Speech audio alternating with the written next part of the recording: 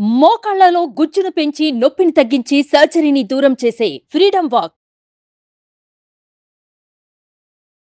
ఓం శ్రీ గురుభ్యో నమః. శ్రీ మహాగణాధిపతయ నమః. శ్రీమాత్రే నమః.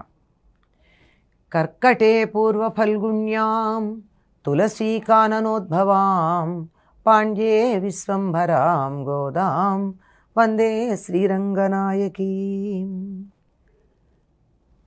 నీళాతుంగస్తనగిరితటీ సుప్తముద్బోధ్య కృష్ణం పారార్జం స్వం శృతిశతశిరసిద్ధమధ్యాపయంతి స్వోచ్ఛిష్టాయాం స్రజినిగళితం యా బలాత్కృత్య భుంక్తే గోదా తస్యై నమ ఇదమిదం భూయ ఏవాస్తు భూయః.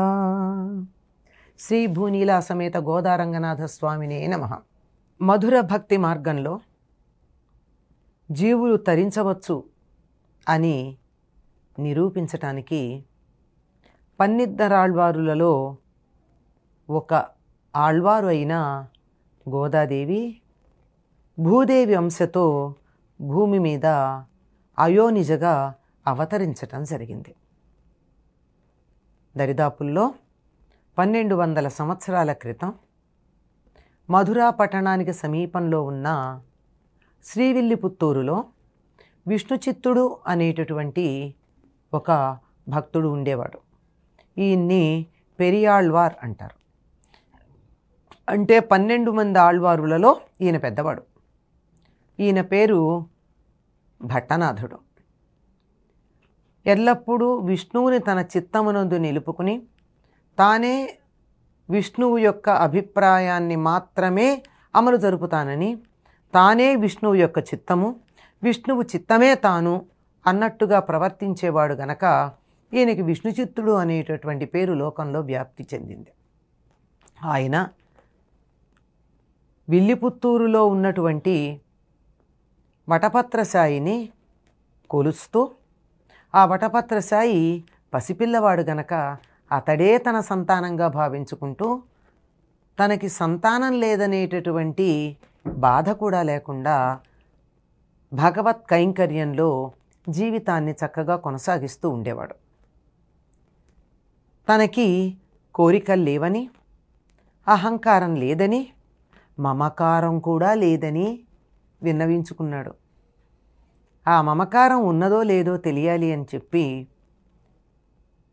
భూదేవంశతో తులసి చెట్లకి పాదులు చేస్తూ ఉన్న సందర్భంలో తులసి పొదలలో ఒక పాప ఆయన కంట పడేటట్టుగా చేశాడు ఆయన ఇష్టదైవం.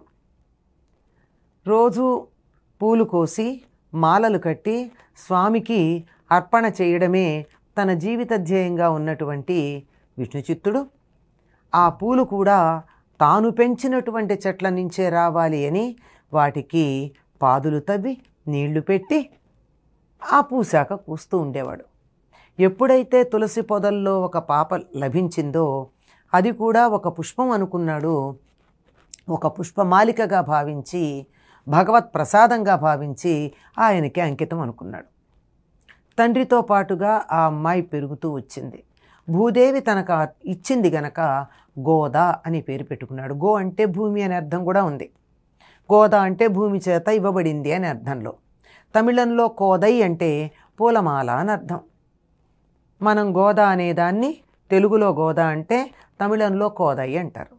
ఈయన పూలమాలగా భావించుకున్నందుకు కోదై, భూమి ఇచ్చినందువల్ల గోదా. అల్లారు ముద్దుగా పరమాత్ముడు తనకు ప్రసాదించినటువంటి వరంగా అనుకుని పెంచుకుంటూ ఉంటే ఆ గోదకి యుక్త వయసు వచ్చేసరికి భగవంతుడి మీద మధుర భావం కలిగింది. అంటే భగవంతుణ్ణి వివాహం చేసుకోవాలనే కోరిక కలిగింది. ఇది మానవకాంతలకి సహజమైంది కాదు. ఆ భావన కలిగినప్పుడు తన మనసులో ఉన్నటువంటి భావనలు ఎవరికి చెప్పగలదు? చిన్నపిల్ల. పెళ్లి చేసుకుంటావా అంటే వద్దు, చీపో అని చెప్తారే తప్ప సిగ్గుపడి పెళ్లి చేసుకుంటాను అనరు. అందులోనూ ఫలానా వారంటే నాకు ఇష్టం, వివాహం చేసుకుంటాను అని అనడం అది కాస్త ఇబ్బందికరమైనటువంటి పరిస్థితి ఏ ఆడపిల్లకైనా. అందువల్ల తాను చెప్పలేదు. కానీ తన మనస్సులో కలిగినటువంటి విరహాన్ని 143 పాసురాల్లో చెప్పింది. వాటిని నాచ్యార్ తిరుమొഴി అనే పేరుతో తమిళంలో మనం చూడవచ్చు. పాసురం అంటే అదొక రకమైన ఛందస్సు తమిళంలో ఉండేది. అలాంటి 143 చెప్పిన తర్వాత అందులో ఒక్కొక్కటి ఒక్కొక్క పది చొప్పున ఒక సముదాయంగా ఉంటాయి. ఒక భావనకు సంబంధించింది ఒక 10. అందులో ఒకటి తనకి విరహం కలిగిందని ఒక 10, కోకిలలు నిందిస్తూ ఒక 10, వెన్నెలని నిందిస్తూ ఒక 10, తనకి ఎట్లయినా కృష్ణుడితో కలయిక కల్పించమని ఇలా చెబుతూ అందులో ఒకటి 1000 ఏనుగులతో వచ్చి కృష్ణుడు తనని వివాహం చేసుకోవడానికి వచ్చాడు అని తనకి కల వచ్చిందని చెరులతో చెప్తూ ఉంటుంది.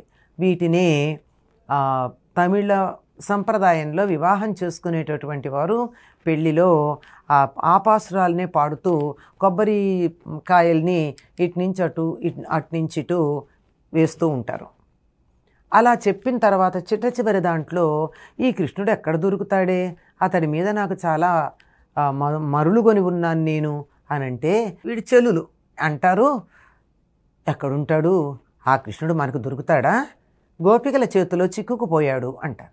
ఆహా, అయితే మనం అందరం గోపికలమైపోదాం, మనకు కూడా కృష్ణుడు చిక్కుతాడు అంది అని తనని తన చెల్లులని గోపికలుగా గొల్లవనితలుగా భావించి భాష కూడా పామరులు మాట్లాడే భాష మాట్లాడుతూ, పండితులు కాదు, పండితుల భాషలో వ్యాకరణం సంస్కృత పదాలు ఎక్కువ ఉంటాయి, ఈవిడ అది కాదు, అతి మామూలైనటువంటి పామరులు చదువుకోని వాళ్ళు మాట్లాడే భాష మాట్లాడుతూ, వేషం కూడా గొల్లెతల లాంటి వేషం ధరించి, అంటే వాళ్ళు పెడకొప్పు పెట్టుకుంటారు, జుట్టంతా ఎడం పక్కకి తీసి కొప్పు పెడుతూ ఉంటారు, మధ్యలో ఉండదు, ఎడం పక్కకు ఉంటుంది. అలా పెడకొప్పు పెట్టుకుని కుడి పైట వేసుకుని మనమంతా ఎడం పక్కన పైట వేసుకుంటాం, గొల్లలు కుడి పక్కన పైట వేసుకుంటారు, ఈ భుజం మీద వేసుకుంటారు.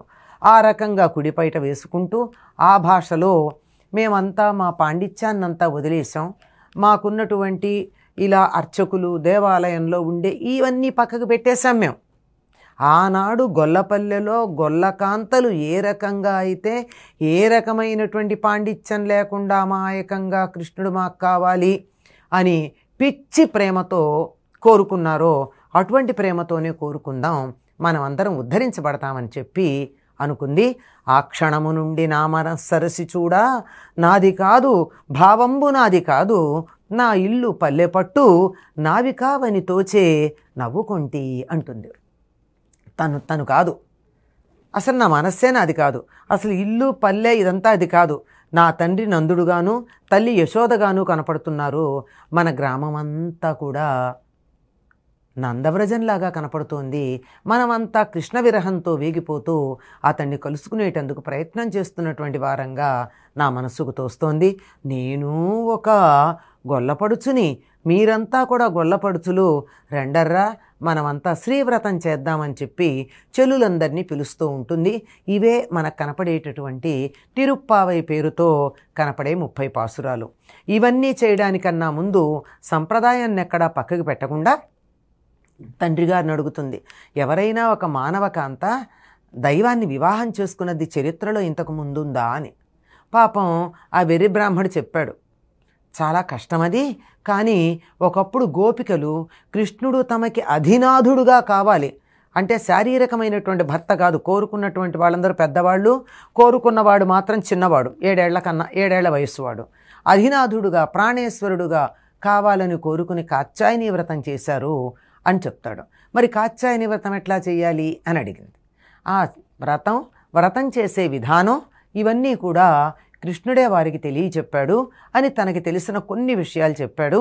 అందులో ప్రధానంగా గోపికలు యమునా నదిలో తెల్లవారుజామున స్నానం చేసి నది ఒడ్డున ఇసుకతో కాత్యాయని దేవిని చేసి పూజ చేయడం, అంతవరకే ఆయనకి తెలుసు. మిగిలిన లోపాలు ఏమన్నా ఉంటే మీరు ఇలా వస్త్రాలు లేకుండా నదిలో స్నానం చేసి వ్రతభంగం చేశారని చెప్పి ఆ చీరలు తీసుకెళ్ళిపోయి వారికి చీరల మీద ఉన్న మోజును పోగొట్టాడే, ఇలాంటివన్నీ కూడా చెప్పాడు ఆయన.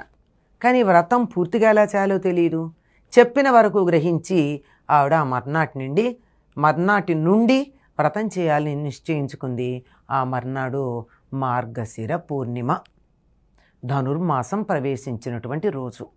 అందుకని ఆ మర్నాటి నుండి అంటే రేపటి నుండి గోదాదేవి వ్రతం ఎలా చేసింది, ఆ స్నానానికి ఎలా వెళ్ళింది, ఏ పాసురం చెప్పింది అన్నది మనం ఒక్కొక్కటి తెలుసుకుందాం. స్వోచ్చిష్టమాలికా బంధగంధబంధురజిష్ణవే విష్ణు చిత్తతనూజాయై గోదాయై నిత్యమంగళం. స్వస్తి.